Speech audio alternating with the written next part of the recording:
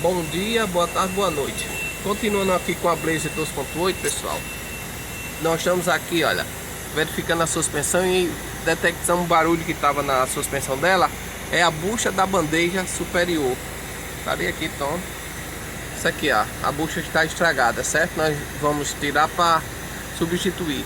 É bastante simples tirar. Com a chave 19, aqui, ó, você tira a bandeja fora. Uma 13 aqui, ó. Se for preciso tirar o pivô, aí você usa a chave 22 aqui embaixo, olha. Certo? Por aqui você usa a chave 22, saca o pivô fora. Bastante simples, certo? Calça aqui com macaco embaixo, só para suspender, para não ficar forçando a bandeja aqui em cima, ok? Vamos retirar aqui para mostrar para vocês a bucha como é que está.